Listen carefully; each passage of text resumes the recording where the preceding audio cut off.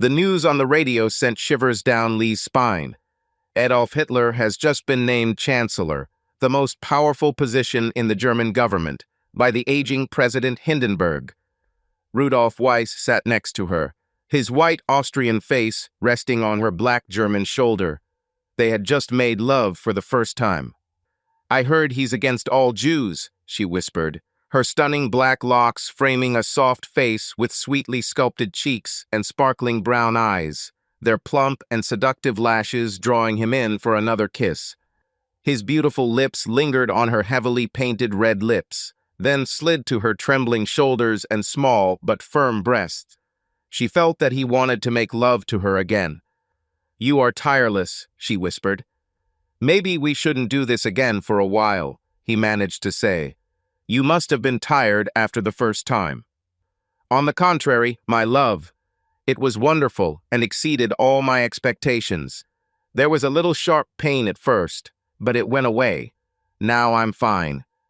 She lay on her side, and he wrapped his warm arms around the sides of her slender body until his palms squeezed her shoulder blades. He pulled her closer, enjoying the contact of their breasts, then kissed her passionately on the lips. In the back of her brain, the latest news on the radio continued to play. She heard Hitler's speeches against Jews and how he considered them second-class citizens and racial inferiors. She also heard his mad invective against gypsies, disabled people, and blacks. He fired his first venomous arrow against Jews and blacks in particular, saying that they posed a serious biological threat to the purity of the Germanic Aryan master race. Rudolf Weiss was definitely the man of her dreams. He worked the night shift and therefore had to leave her for at least 10 hours. "You couldn't get sick?" she begged, wanting to enjoy his soulful kisses and touches all night long. Making love to her was more sweet than he had ever imagined. He looked at her with devotion and adoration. "As much as I'd like to take the night off, you know I'm a high-ranking officer and I have a lot of subordinates." She suddenly sat up, her whole figure trembling. "You could quit.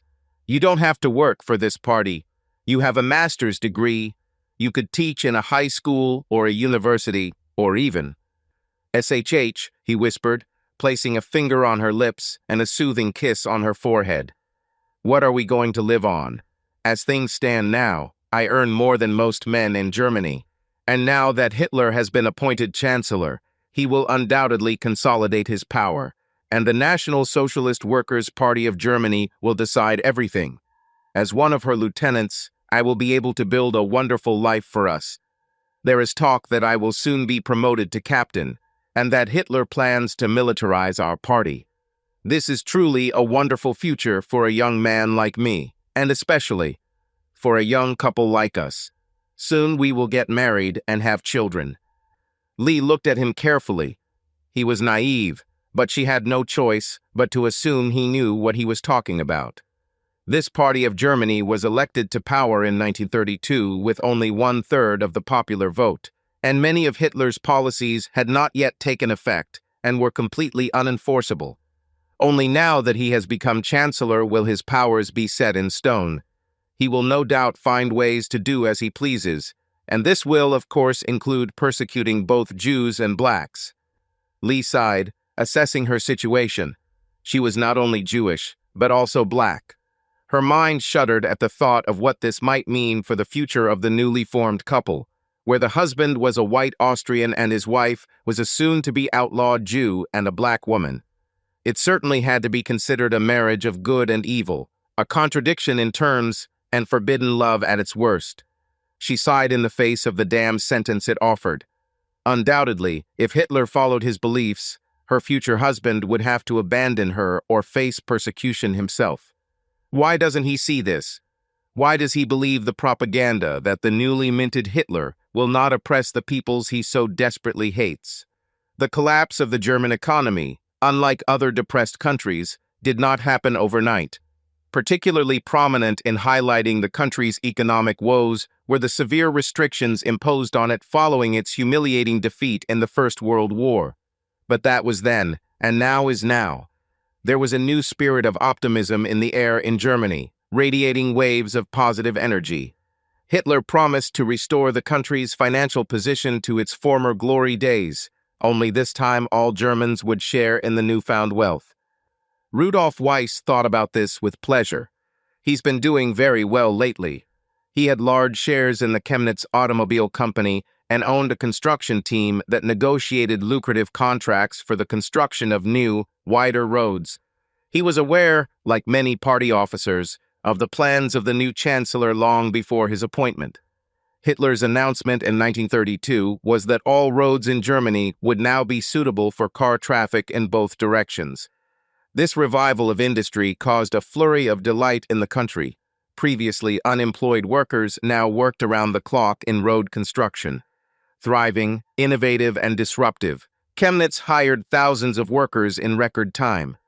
This ambitious company was a merger of 4 German automakers, the predecessors of what would later become known as Audi, Volkswagen, and Mercedes-Benz.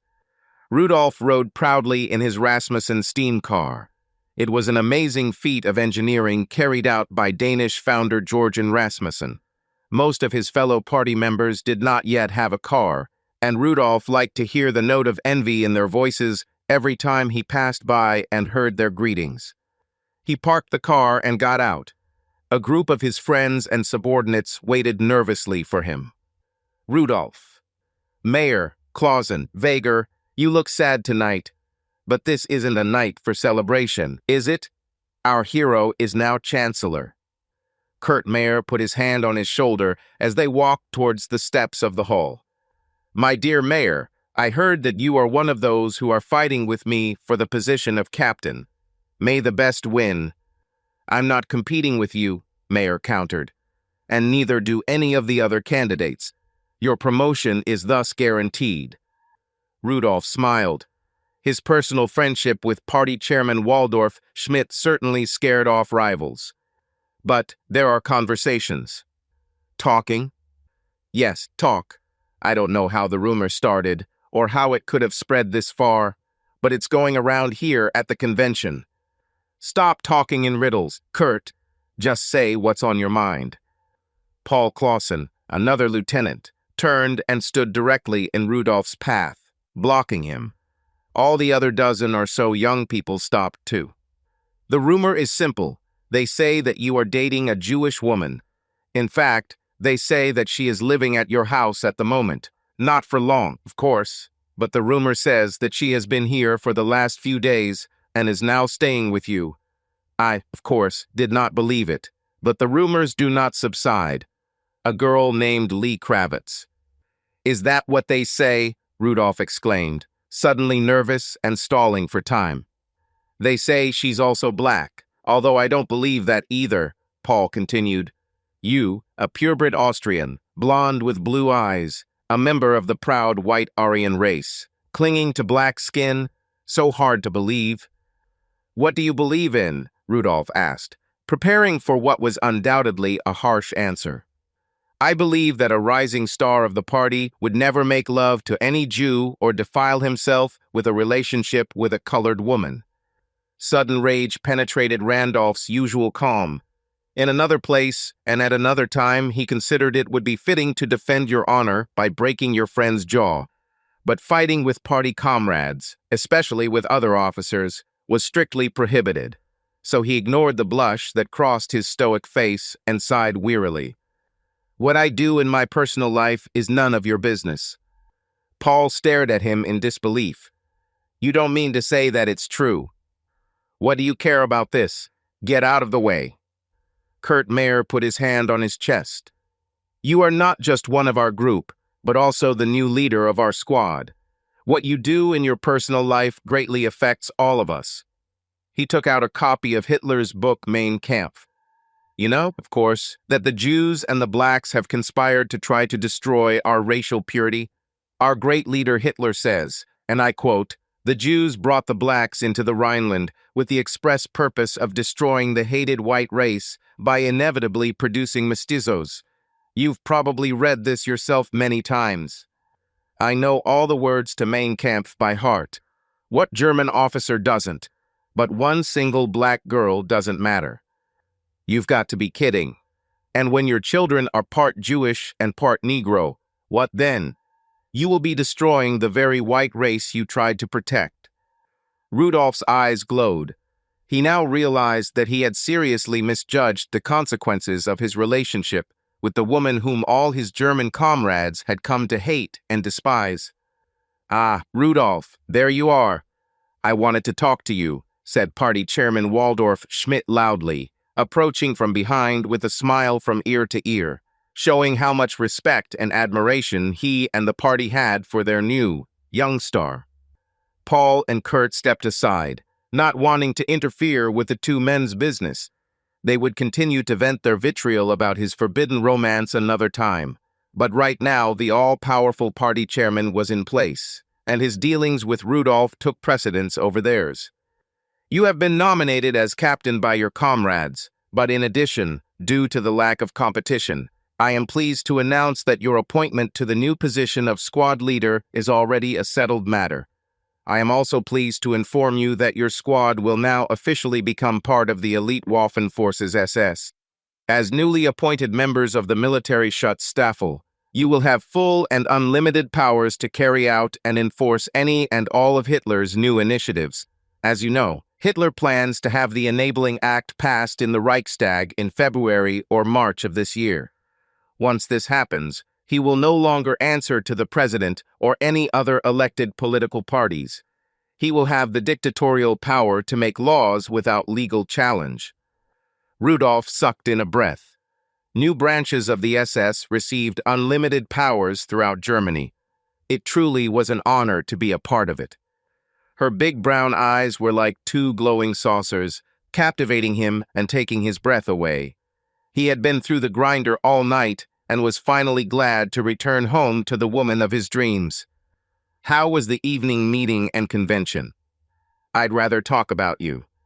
He kissed her sensual lips and was instantly filled with satisfying pleasure. She gently pushed him away. "You always talk so carefully and proudly about your achievements. I see you have a new uniform, not only a captain's uniform, but also an SS uniform. I heard stories about how they are preparing to persecute Jews and isolate blacks throughout Germany. Why are you so silent about the convention? Was there a lot of anti-Semitic sentiment? They know about you and me. Is this a bigger deal than you thought? I need to leave immediately." She stood up to leave, but he grabbed her hand. "You're not going anywhere. As for my party and my colleagues, they'll just have to get used to it." An expression of undisguised bewilderment appeared on her face. For a man with such a brilliant, decisive, and prophetic mind, he clearly greatly misjudged his own situation. "As much as I love you, and I really do love you with all my heart, soul, and mind, I need to leave," she said worriedly. "Now they will watch you around the clock because they know that I am here. You must understand this. And you must also know that sooner or later they will give you an ultimatum. At least if I leave your house now, we can still meet secretly somewhere else." "You will stay here with me," he insisted, his eyes blazing with affection and adoration for the love of his life. He never thought it was possible to love someone so much, and although he had only known her for a few months, his heart was already filled with a burning passion for her that seemed to be the only thing on his mind. And now that he had started making love to her, she was all that really mattered in his life. "You're always on my mind," he said. "I can't live without you. You are my every breath, every thought that passes through my mind, every beat of my beating heart. I would rather die than give up on you." His mouth was on hers again, and his warm hands clumsily slid over her half-naked body with greedy desire and passion. She helped him take off his uniform and saw a gun holster clipped to his belt. "Are you armed now?" He nodded. "My unit has been issued weapons, and we will be intensively trained in their use." "And what will you be taught to do? Shoot defenseless Jewish women and fleeing black children?" Her words were spontaneous and her nervous lips careless. She regretted what she said as soon as the words left her mouth. I'm sorry. I didn't mean that. I just wanted to say that. Oh, I don't know what I meant. Seeing you in that form like that strange, so hard to accept. And and a group of people in similar uniforms dragged a Jewish bookseller out of his store the other day and burned his books in a pile on the ground. They forced him to roast marshmallows over his own burning books. And now, you wear the same. She fell silent and stared ahead. She was so hopelessly in love with him that she couldn't leave even if she wanted to, and she did. "Oh God, Rudolph," she sobbed, tears streaming down her cheeks as she threw herself into his arms, her chest pressed tightly against the warmth of his taut white muscles. "Don't you see? Very soon you will be put in charge of the persecution of both Jews and blacks. I heard from my mother that a group of gypsies had a picnic in the park just last week, and a group in those same SS costumes. The military flew past and attacked. Since then, no one has heard or seen them. Don't be stupid. Moving is everything." "Have you moved? What is it?" Hitler gave his acceptance speech over the radio. He talked about what he could do if and when he pushes his enabling bill through Parliament. The Democratic Party is trying to stop him, keep him out with a 2/3 majority. He allegedly secretly killed some communist members of Parliament, and the rest are said to follow him. He also used the word relocation, only he added the words, and I wrote it down, relocation. How disgusting and perverted is this? And don't you understand? Now you're being forced to be a part of it. Soon you will have to choose, either destroy what you love, or you yourself will be destroyed. Nonsense. This message of racial purity will soon disappear. Hitler mainly focused on economic recovery and rearmament. He is working hard to make Germany a world power again. And when he receives this power, will he not seek out and destroy the same peoples upon whom he is now spewing venom in his poisonous speeches? He won't do anything like that. His focus will shift to being strong and, "I won't let anyone hurt you," he whispered, holding her closer. "Despite what you say, no one will ever harm you. They will grow to accept you as long as you are with me. This is just a dream that cannot last long. Instead of fading away, their resistance to you as one of their leaders will escalate every day, ruthless and unrelenting. They are counting on you to help lead the attack against us. Jews, do not try to marry one of them and keep her in your house as a wife." She suddenly stood up. Her breasts were attractive. Her thin waist and wide hips emphasized a figure that was simply mesmerizing. She belonged to him now, and no one could do anything about it. He wiped a tear, not wanting to hear more. "I don't want to hear about this anymore, okay?" He kissed her again, this time passionately, uncontrollably. The winter wind playfully shook his hair, playing in his long blonde curls. His deep blue eyes seemed bright and purposeful, watching her lovingly as she built the snowman higher. "I need a little carrot from the fridge for his nose. Can you get me one?" she asked. "What if I'm too lazy to come into the house and get one for you?" he challenged. "Then I'll steal yours, fool," she said with a loud laugh, grabbing his nose playfully. Light snow had begun to fall, but the temperature was not too cold and the sun was still shining brightly. "It's a really beautiful day," she whispered. "I'm having a lot of fun." She planted a wet kiss on his lips, and he brushed her long brown hair aside, enjoying the sparkle in her eyes when he released her lips and pressed his mouth to her neck, covering it under the thick woolen scarf. "Your nose is cold," she said, giggling and gently pushing him away. "Let's go inside. I want to make love to you again," he insisted. "Okay, but what will it be today, the third time?" "I have a meeting in the evening. I would like to hug you again." She wrapped her arms around his shoulders. "If you want to make love to me 1,000,000 times a day, that's fine with me too, but I think you should start using a condom regularly. It's been 2 months since you took my virginity, and you only buy condoms every now and then. You always run out. You say you'll buy more, but you rarely do. I'm terribly afraid of getting pregnant." He kissed her, then looked into her big brown eyes. "You would look amazing with a round belly. A pregnant woman is so sexy." "You can't seriously think that way, not when your own Nazi party is making venomous speeches about eradicating racial impurity. Have you thought again about what I said earlier? About leaving Germany for France or England? Both of us speak French fluently, and I know a little English. I have been practicing. I have some savings, and you said that you have. I am staying in Germany. As a newly appointed captain, I now have over 500 people under my command. I earn 10 times more than most workers. If our party becomes paramilitary, there are rumors that I might even become a general one day. Why do I want to give up all this? To prevent an attack on me. Don't you see? I am in the worst possible situation. Tensions against blacks and Jews are growing every day. We are quickly becoming second-class citizens. You're safe here in my home. No, I'm a hostage in your house. I don't dare go outside. At least here in your backyard, you have high fences. The neighbors aren't that close. I'm somehow hidden. But those who are still, they don't know about your Jewish bride. They hear gossip. A senior SS officer engaged to a black Jewish woman. You have an excellent ally in the party chairman, but as soon as he finds out about your choice of bride, he will exclude you from his ranks and make you an outcast. The party chairman is a lifelong friend of my family. He would never. The party chairman is a friend of Hitler, but Hitler is the enemy of all Jews and all blacks.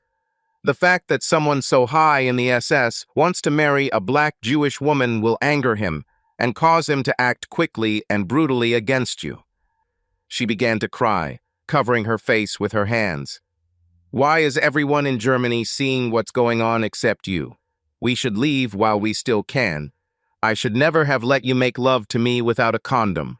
There are rumors that some of Hitler's doctor friends will soon begin experiments on Jewish children.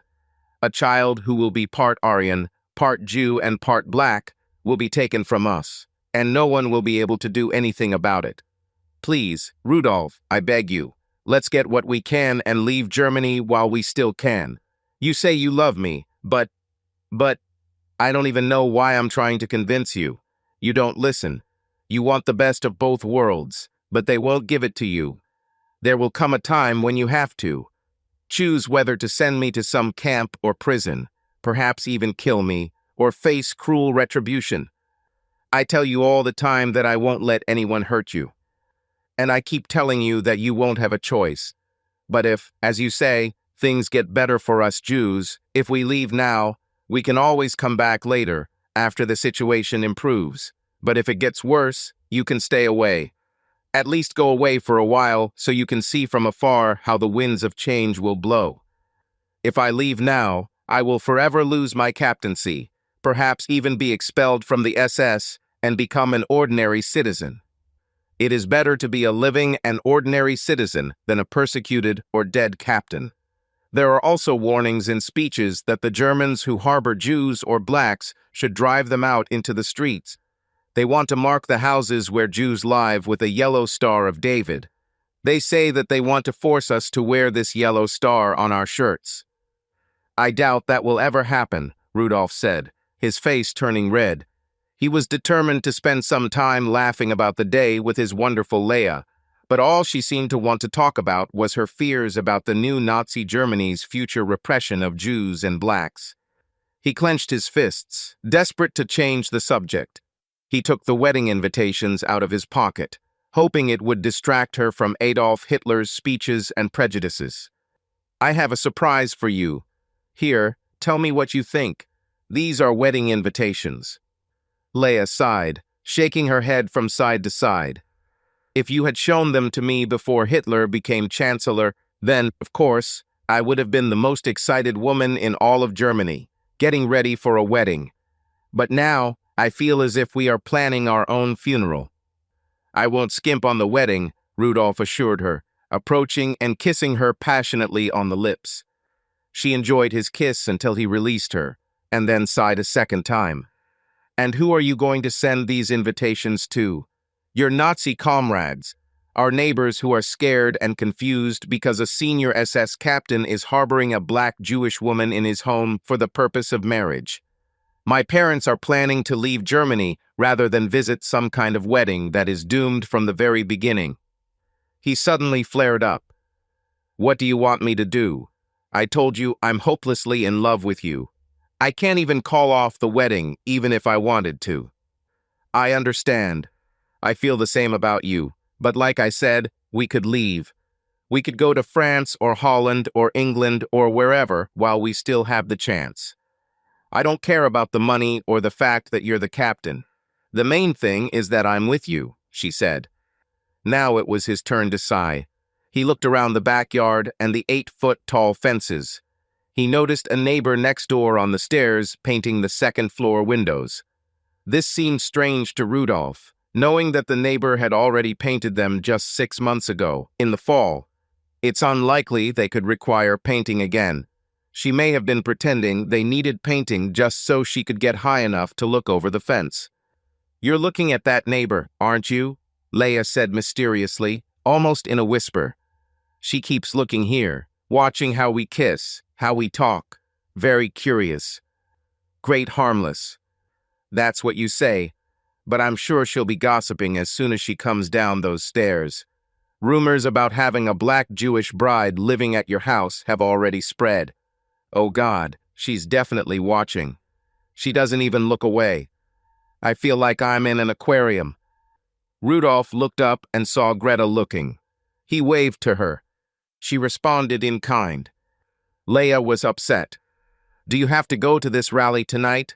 Can't you send them a message and make up some excuse that you're not feeling well or something? I don't want to be alone tonight. We could go for a ride. Car out of town. Instead, there are some nice inns along the highway. We could stop by the Rhine, dip our feet in the water, run along the shore, and you can pick me wild flowers, and we can make love in the forest, behind the trees, in the long grass under the stars. Then we can sit in the calming breeze, drinking wine and watching the birds fly by in the night sky against the romantic full moon. Oh, Rudolph, this could be so much fun. I just need to get away from all this darkness, otherwise I'll just go crazy." Rudolph peered into the face of the woman he loved more than life itself. Her beautiful brown eyes filled with tears, and her anxiety hung in the air, ready to explode with despair. For the first time, he could see the panic looming on her worried face. He now felt a sharp remorse, and the wheels in his stubborn head finally began to turn, like a reluctant car engine that floundered until it started and hummed. He ignored Hitler's anti-Semitic speeches for a long time. The sounds of footsteps began to be heard in the yard. Someone was walking along the sidewalk next to the house. Kurt Mayer and his brother Paul suddenly appeared. "Heil Hitler!" Kurt shouted loudly, holding out his hand. Rudolph responded in kind. "Heil Hitler. Sorry for the intrusion, Rudolph, but this evening's meeting has been moved a few hours earlier. They want to start immediately. The participants have already been notified and are gathering in the hall. There are already 300 people there, and more are arriving. We have been sent to pick you up. Thanks for the information about the time change, but I can get to the hall myself. Thank you." The Mayer brothers interpreted Rudolph's gentle refusal as a desire to spend more time with Lee before leaving. Kurt glanced in her direction. She was definitely the most beautiful woman he had ever seen. But she was black, and according to all the rumors they heard, also Jewish. His early attempts to convince Rudolph to break up with Leia were unsuccessful. Now the captain's infatuation with her seemed to cloud his judgment. "I must inform you that Party Chairman Schmidt himself wishes to speak with you, Rudolph. In fact, he sent us to you. As you know, Waldorf is a personal friend of mine. I'm sure he'll be happy to wait until I arrive later." Paul suddenly took a step forward. His young face flushed, and a look of stunned expression spread across his face. "You have to be kidding me. Being late for a rally on purpose? This is unacceptable." Rudolph came closer to look him straight in the eyes. "When I want your opinion, I will ask about it. Tell Party Chairman Schmidt that I really do not feel well, and therefore will not be able to attend the rally tonight." "It's not that simple," Kurt replied, "and the situation is, to put it mildly, quite delicate." Rudolph sighed. "By delicate do you mean Leia?" "For that matter, yes. This Jewish girl has been the subject of much controversy today since the enabling bill was passed by Parliament this morning. Has the enabling bill passed through Parliament? Asked Rudolph. Dear Rudolph, I am sad that the captain does not know about the important events taking place in his own party. This is a historical day not only for our party, but for the whole country. You must know, Paul intervened, that the Enabling Act would give Hitler new opportunities to make all Jews in Germany second-class citizens, strip them of their property, expel them from our society, and imprison them. Rudolph clenched his fist. He was going to hit Paul. Kurt grabbed his hand. Damn it, Rudolph. You know the punishment for attacking another officer. But since we are friends, I am willing to forgive this, but you must send Leia away forever. Rudolph said nothing, still trembling with a mixture of rage and suffering. Then, after an awkward pause, he said, Leia and I are going to get married. That's what I hear all the time, Kurt said venomously in a whisper. And I keep thinking that this is some kind of joke. I talked to you about this 2 months ago, and I was sure that you would come to your senses. I never thought that you would still be thinking about such madness even this long after that, as you have been warned many times. It's none of your business. I wish it weren't my business, then I wouldn't have to deal with such a mess, but it's my business, and it's the party's business, and it's the whole of Germany's business. When you wear this SS uniform, you are expected to comply with its rules. Now that the bill has passed Parliament and we can legally do whatever we want, it will be our task to collect Jews throughout Germany and isolate them from society. Others will die. Kurt turned to Lee. You've probably heard about Hitler's plans for your people, and for you it's even worse because you're also black. I heard, and my parents and siblings have already left Germany. But Rudolph believes that Hitler will focus on rebuilding the economy and arming the army. Pavel laughed, then added, I can assure you both that Hitler's first order of business will be to expel all Jews from Germany and from anywhere the Nazi Party wants to set foot. Now Kurt fully understood that it was not Leia that prevented Rudolph from thinking clearly, but the captain's own illusions and daydreaming. He realized that further conversations with his good friend Rudolph would be fruitless. His head was firmly stuck in the clouds of love. Kurt turned to his brother. Come on, Paul. We won't get any more talk from him today. He then turned to Rudolph. We will convey your message to the party chairman this evening. The fact that he is taking a risk by making you an SS captain seems to mean little to you. However, the next time he wants to see you, know that you have your back. It's not your friends who will come, but heavily armed, high-ranking SS officers who don't care whether you live to see him or not. Then he turned to Leia. You seem like a sensible young woman, but you are a black Jew, so you will not be able to hide. You are conspicuous wherever you go. If you stay here, you will be forced to wear a yellow star, and you will be persecuted. I would advise you to follow your family out of Germany this very night. The longer you delay, the more dangerous your situation will become. Both brothers turned sharply on their heels and stomped away. Rudolph sighed and went to hug Lee, but after a minute she pulled away. Wait here. I'll be back soon. She ran after her brothers down the alley until she caught up with them at the entrance to the house. Wait, if I leave Germany tonight and promise never to return, will you still report negatively about Rudolph? Will they still send people after him to arrest him like you said? Kurt smiled. Rudolph is, or at least was, our dear friend for life. If you say that you are leaving Germany tonight, then we will not tell our party chairman what we saw and heard here tonight. And we will not even lie when we say that Rudolph is actually very sick. But if you are still here tomorrow, sooner or later you will both be arrested. You will most likely be starved to death in prison, and he will probably be shot for treason. At the very least, they will burn down his house and then put him in a mental hospital for the remaining days of his life. Please don't tell our party chairman about this. I will say goodbye to Rudolph tonight, and then leave Germany tomorrow at noon sharp and never return. Kurt nodded and extended his hand. It is strange to shake hands with a Jewish woman, but we will make this pact. Everything will be as it has always been for our good friend Rudolph, and his prestige and honor will remain intact. We comply. This is an agreement, provided that you leave, as you said, by noon tomorrow. But if not, we will return with a vengeance, and an example will be made of you. I'll be gone by noon tomorrow, never coming back, she promised. Both Kurt and Paul nodded, then jumped into their car, starting the engine until the engine howled at full blast. Leia watched them drive away until they were little dots on the horizon. Then she turned and walked slowly down the alley. His long blonde hair blew in the wind, and his warm blue eyes were like the soothing color of a gently rolling ocean. He drove the car with one hand on the steering wheel. The other one had his arm around her shoulder. Sometimes he switched gears. You still haven't told me what you told them. Leia tried to smile bravely, but couldn't. Okay, if you must know, I made a deal. What kind of deal? I'd rather not talk about it. He began to feel his temperature rising. Everything that concerns me must be discussed immediately. I promised them that I would leave Germany in the morning.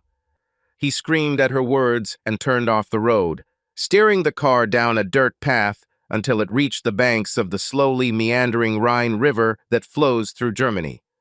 He parked behind the tall maple trees, leaned back in his seat, and began to wipe away the tears as they flowed. You probably think it's strange to see a grown man in tears.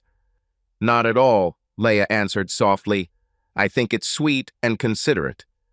You shouldn't have agreed to that deal. If I hadn't agreed, they would have come back tonight, and they would have taken you at gunpoint to some rubber room, and I would have been dragged into some damn cell and starved to death. Their words, not mine. Rudolph began to tremble. It's all my own damn fault, he whispered. You tried to warn me over and over again, and all the signs were there, but I was blinded by love. I didn't want to see what you were saying. I didn't want to face reality. The thought of losing you was. We can still be together, Leia whispered, looking into his eyes. You didn't listen to me before, but if you listen to me now, we can stay together forever. He didn't say anything else, but simply let his gaze drift upward to a million brilliant stars. Look at me, damn it, she begged, squeezing his face and forcing their teary eyes to meet. We have until noon tomorrow. The Nazis will probably be watching your house to make sure I leave. And if I leave, they will leave too, following me to the station and onto the train to France. Once that happens, you will be safe and free, and you can return to your old life as a full-fledged captain, with all your honors. This will give you time to quietly sell the house and collect your cash and belongings. In a month or two, you can get in the car and cross the German border into France. To be with me, we can buy a small cottage. We can be happy. He still didn't say anything. And we can have those children that I know you long for me to have, Leia said. I'm so confused, he replied, breaking into tears again. I have been waiting all my life for this moment, waiting for the return of Germany's glory. And only now that it has happened, I have a choice. Either I stay and help restore my country to its former glory, or I flee this country and marry a woman whom I love so desperately. Only you can know what is more important to you, she said. But I don't want to die from the violence of greedy, Jew-hating soldiers. Rest assured, I'll be on the bus heading to the station at noon, and not a minute later. He didn't answer. Deep down, he knew that all this time he had been turning a blind eye to the facts, living in illusions. Now that the Enabling Act had been passed, Hitler no longer needed parliamentary votes to approve his horrific plans for ethnic cleansing as outlined in Mein Kampf. Jews, blacks, gypsies, and even the disabled could now be legally singled out and removed from society, interned in camps, and eventually expelled or killed. I will do as you ask, he whispered quietly. This is the only way out. I will quietly sell the house, raise the money, and then come to you in France in a month, and there we will be together forever." Her response was immediate and cordial. She covered his face with a dozen wet kisses. Then she took him by the hand and led him into the fresh air, pulling him along the sandy shore. "Take off your shoes," she suggested. He did as she asked, the moonlight reflecting off the rippling river. She took off her skirt and blouse and hung them on the tree along with his trousers. Then she helped him remove his outerwear as the sounds of crickets began to ring around. She wrapped her arms around his neck and stood on her tiptoes, vigorously kissing his attractive face. His spirit rose, and his thoughts were suddenly filled with wild joy. He found himself in her arms again. The ground under his feet was soft and elastic. "I love you," he whispered. When it was over, they lay in each other's arms for hours, looking deeply into each other's eyes and whispering about their dreams and ambitions as if it were a foregone conclusion. "Soon the dawn will come," he whispered. "Maybe we should go back. We need to pack our things and just a little more. Being in your arms is like heaven itself. I never dreamed that it was possible to love a person so much. The bank opens in a few minutes. You don't want to be late." She sighed. "It's at least half an hour's walk to the city." "No," he said, pulling a row of tram tickets from his wallet. "I'm giving out these tickets to new recruits. Take them. The tram comes to that corner every 15 minutes. It will take you to the bank in 5 minutes. Continuing along the same route, you will reach the station." "I know how to get from the bank," she said, adding a laugh. "You forgot that I lived in Germany most of my life. Maybe you'll just let me give you money for the train and whatnot, so you'll have enough until I get to France in a month." She frowned. "Don't be stupid. I have a lot of money in the bank. I'm the only one who can withdraw it. Why lose it? I'll withdraw it, buy a train ticket, and I'll have a lot more than I could need for a month in France, while I await your arrival." Cold. They kissed, and she began to shed tears. "God knows how I can survive without you for a month. If I can sell the house faster, I can leave sooner. I will do everything I can to get to France faster." "That would be wonderful," she said. "Rudolph." "Yes, my love. I want you to know how much it means to me that you are going to leave Germany and put me first." "How can I do less?" he asked. "I love you so desperately with every fiber of my being. I too will be full of desire and longing until I find myself in your arms again. You won't forget the little town outside of Nice we talked about." "How can I ever forget? It is forever etched in my memory as the place where we will be united in each other's arms again." "Then I better go," she suddenly blurted out, wiping away a fresh tear as she pulled back the curtains. "There's a car parked down the road. There are men in uniform sitting in it. They've come to make sure I'm leaving. They'll no doubt be watching me to make sure I'm getting on the train." They kissed passionately one last time, and she grabbed her bag as he opened the door for her. He watched her step out into the cool spring air, her heels clicking on the pavement as the car began to follow her to the tram stop, where she set her bag on the ground and waited. The bank seemed a little busier than usual. Lee had to wait in a long line that moved very slowly and methodically. Finally, she walked up to the counter, coming face to face with Dolores Gramsfat, an old friend of her family. "Hi, Dolores." "Ah, Leah, so good to see you again, although I assumed you left a while ago with your parents." "I stayed. I had unfinished business." "I understand. And how can I help you today?" "I would like to withdraw all funds and close my account." "I see. Well, this might be a little difficult." "Really? Why?" "The Enabling Act just passed gives the government the power to make new rules against Jews, I'm afraid." "What are the rules?" "For example, all known Jewish bank accounts have been frozen, and any withdrawals from these accounts must be approved by the government's Treasury Department. The words we hear are that approval is granted on a case-by-case basis, but that only 20% of existing funds are permitted. and recipients must sign a waiver of this 20%, which effectively transfers the remaining 80% to the government. For how long? Forever, I'm afraid. They're stealing our money. How is that possible in this day and age?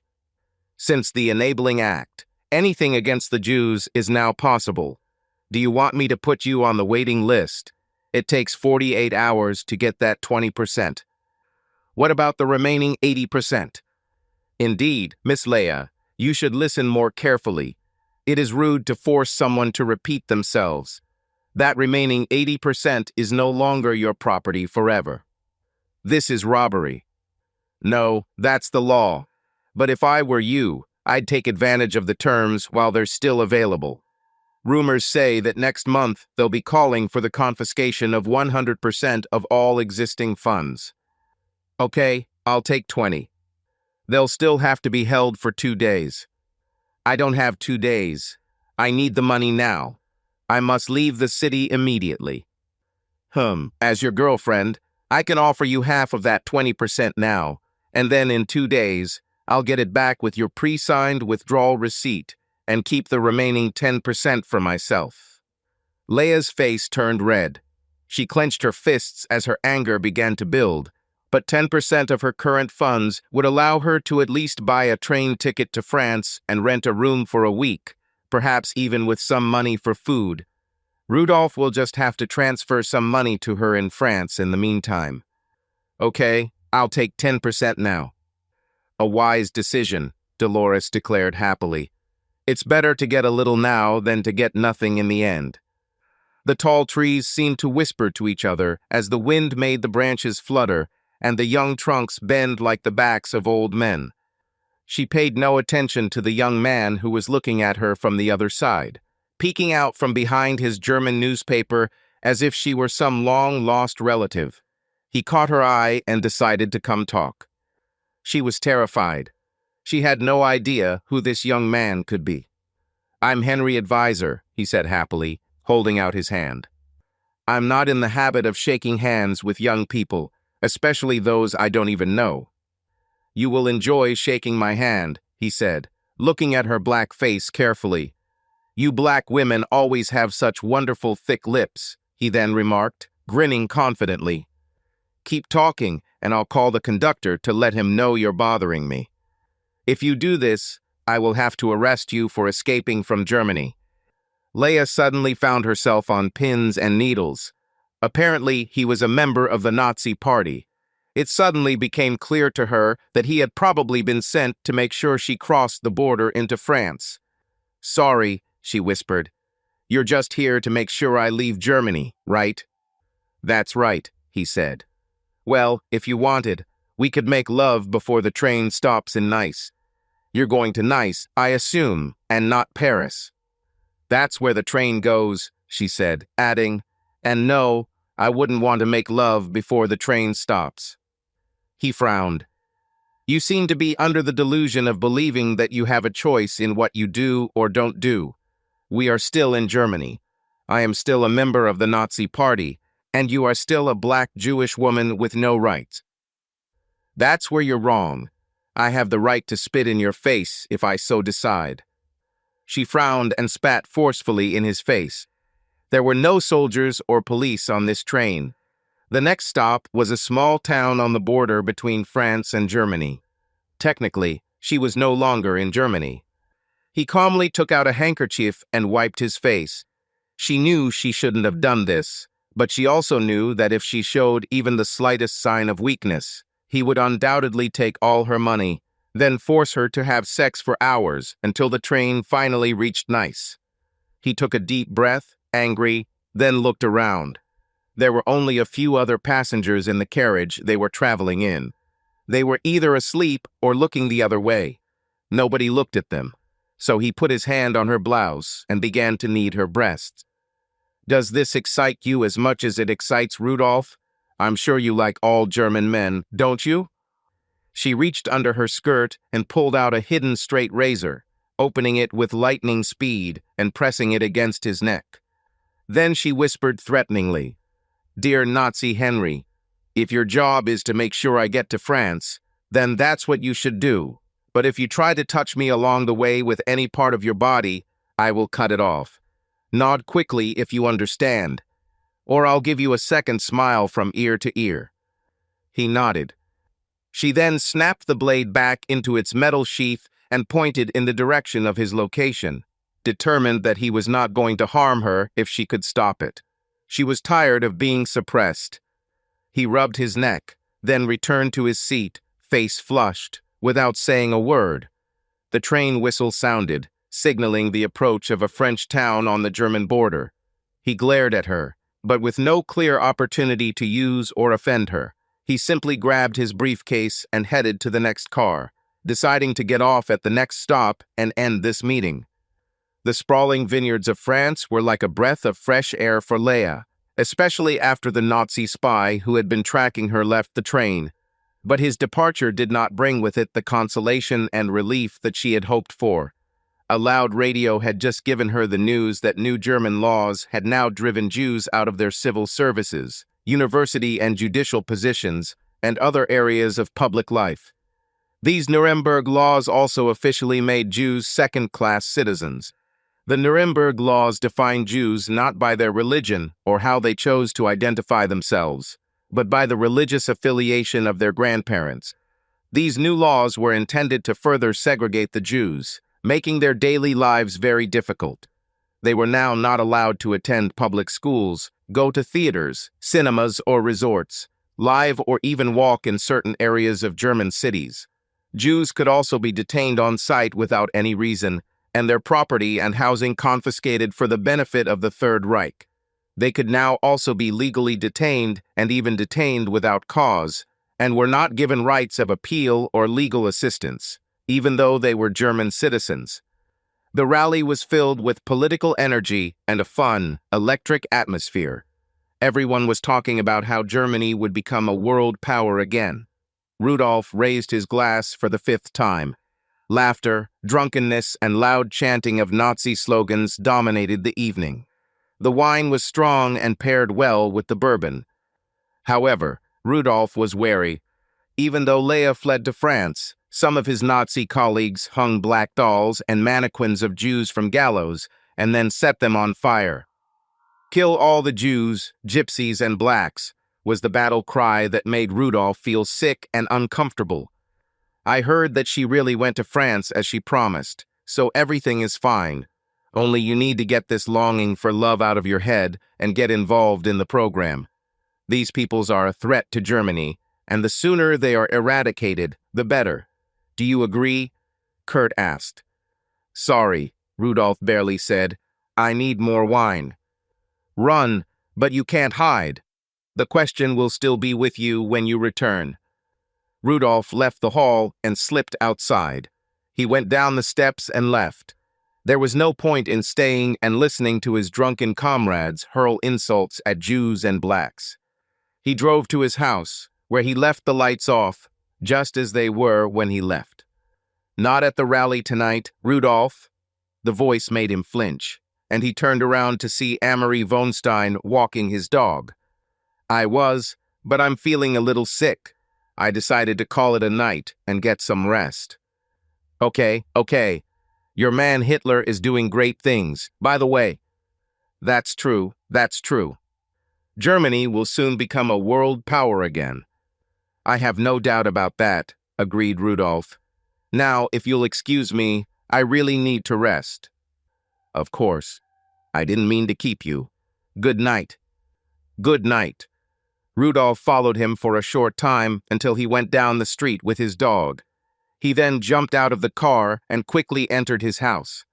His first order of business was to collect all the cash he could find in the house. Then he went upstairs, threw the suitcase on the bed, and filled it with clothes. In the morning, he will inform his agent about the sale of the house. He stuffed the accumulated money into his pocket, quickly ate a sandwich and a pint of beer, and grabbed his suitcase, ran out into the car, and headed to the station. Just before he got there, he stopped with an old friend who was interested in buying his car. He offered him a good price and watched anxiously as he handed him cash and a check that could easily be cashed at a French bank. He then asked a friend to drive him the rest of the way to the station. He sat patiently on a wooden bench. In 90 minutes, the midnight train to France was due to arrive. He smiled and sighed with relief. By morning, if all went well, he would be in the arms of the woman he loved. As the morning light began to filter into the room, Leah woke up to find that most of the other prisoners were already up. She was told that the sudden increase in the number of Jews fleeing Germany had left the French government perplexed as to what to do with them. "They won't let us stay in France," someone began to spread. "Where did you get this information?" Leah asked, feeling her heart get heavier as she started to get nervous. "Isn't it obvious? They won't let us leave the station and won't let us into France. Therefore, they'll probably send us back to Germany on the next train and get rid of us. They see us as a problem." Leah was cautiously optimistic after speaking with the man. He had no real confirmed sources, only rumors, speculation, and outright guesses. For all he knew, they could be allowed to leave the station at any time. Rudolph lit a cigarette as he got off the train. He didn't usually smoke, but he was nervous. Rumors that spread on the train he was traveling on said that many of the large number of Jews who reached France were being detained. Some were even sent back to Germany. Now he wondered if Leah was one of those detainees. She could have made it to Nice, but she could also be somewhere behind the glass partition pulled out of the previous crowd that had arrived. He decided it was worth checking it out. He walked confidently towards a small wooden table and a group of armed guards blocking the large glass double doors of the detention center. His French was impeccable and his German ID was impressive. He was a high-ranking officer of the ruling Nazi party. He was immediately let through so he could see the head of operations. He explained his situation. "I was looking for a woman and wondering if it was possible that she had been detained." His story was that she was wanted in Germany on criminal charges, and he was sent to find her and bring her back to Germany to stand trial. The supervisor accepted his impressive credentials and his story, and told him that he could walk through the center and look for his prisoner, then take her out of the holding facility and take her back to Germany to face her fate. "I can't believe you found me," Leah said, tears of joy streaming down her face. She longed to kiss him. "Not yet. Remember, you are supposed to be my prisoner. When will you accompany me from the center?" "Once we get out, they won't be following my movements. We can stay at the station and take any train we choose, to any direction, or we can enter France and take a short bus ride to the city of Nice. Whatever we want." They finally reached the gate. The woman at the desk and the operations manager he was talking to told the soldiers to let him and his prisoner outside. The little cottage was on the seashore in the city of Nice, overlooking the blissful waves that waxed and waned with luxurious carelessness. A wide variety of birds chirped tirelessly among the proud bushes and languid, waving elms that graced the tranquil shore. Lee absolutely adored the place and looked for every opportunity to show off her secluded, stunning French home to family and friends who had also fled Germany. Rudolph was torn in some ways, but knew deep down that he made the right choice by leaving a country that sought to destroy the only woman he had ever loved.